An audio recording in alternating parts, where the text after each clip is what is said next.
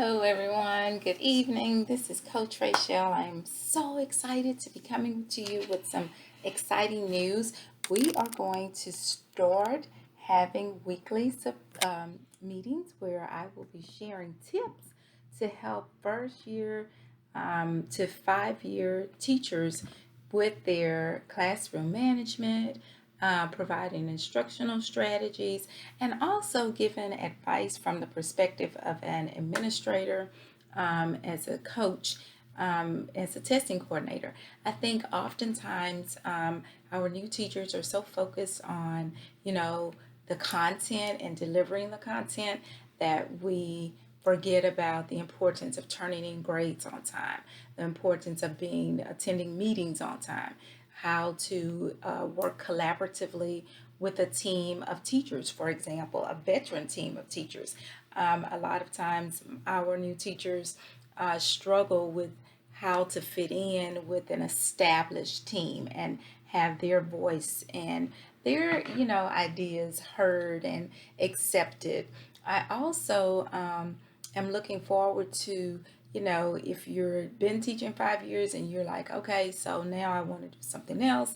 I'm interested in coaching. I'm interested in, pursuing administration or counseling. I will also give you tips on that, how to market yourself. So when you are at a point where you want to move up, your credentials speak for themselves. A lot of times people don't think about, what they want to do 5 years from their first year. And then when they're there and your administrator is like, well, I don't think I can recommend you for that, then there's this, oh my gosh, why?